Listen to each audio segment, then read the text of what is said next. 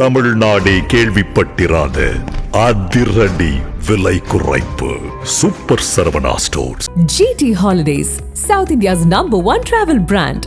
You know you are special when you're with GT Holidays.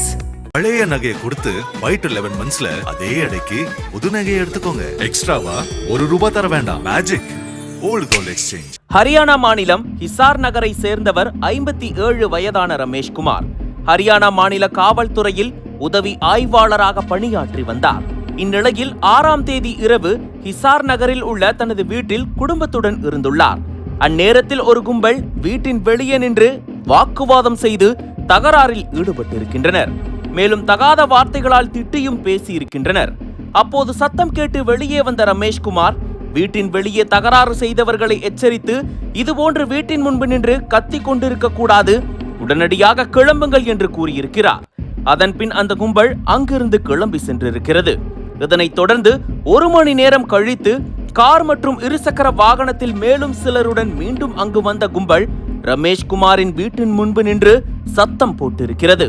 இதையடுத்து மீண்டும் வெளியே வந்த ரமேஷ்குமார் அவர்களிடம், ஏன் கத்துறீங்க, உங்களுக்கு என்ன பிரச்சனை என்று கேட்டிருக்கிறார். அப்போது ரமேஷை திட்டிய அந்த கும்பல் செங்கல் மற்றும் தாங்கள் கொண்டு வந்த கட்டைகளால் கடுமையாக தாக்கியுள்ளனர். ரமேஷின் அலறல் சத்தம் கேட்டு ஓடி வந்த ரமேஷின் மனைவி மற்றும் பிள்ளைகள் இதனை தடுத்து நிறுத்துமாறு கதறினர். அருகே இருந்தவர்களிடம் உதவியும் கோரியிருக்கின்றனர். ஆனால் அதற்குள் அந்த கும்பல் கார் மற்றும் இருசக்கர வாகனங்களை அங்கேயே விட்டுவிட்டு தப்பி சென்று விட்டது. இதனிடையே அந்த கும்பல் தாக்கியதில் தலையில் பலத்த காயம் ஏற்பட்டு SI ரமேஷ்குமார் சம்பவ இடத்திலேயே உயிரிழந்துள்ளார். அவரது உடலை பார்த்து குடும்பத்தினர் கதறி அழுதுள்ளனர். உடனடியாக காவல்துறைக்கு தகவல் தெரிவிக்கப்பட்டது. அதன் பேரில் சம்பவ இடத்திற்கு வந்த போலீசார் SI ரமேஷ்குமாரின் உடலை மீட்டு பிரேத பரிசோதனைக்காக மருத்துவமனைக்கு அனுப்பி வைத்தனர். மேலும் இதுகுறித்து வழக்கு பதிவு செய்த போலீசார் தாக்குதல் நடத்திய கும்பல் யார் என்று தீவிரமாக விசாரித்தனர்.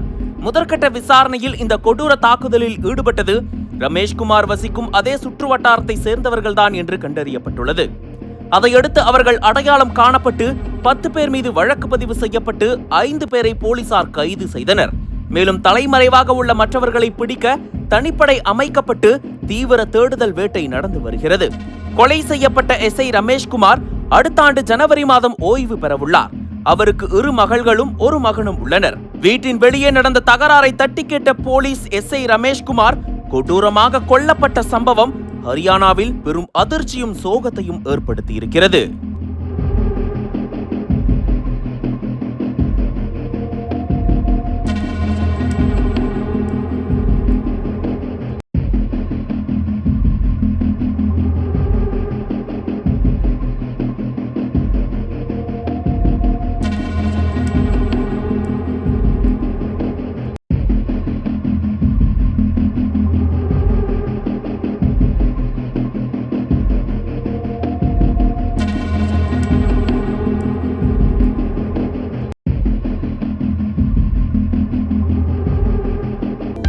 அனல் பறக்கும் செய்திகளை அப்டேட் செய்து கொள்ள நக்கீரன் களத்தை இப்பவே சப்ஸ்கிரைப் பண்ணுங்க.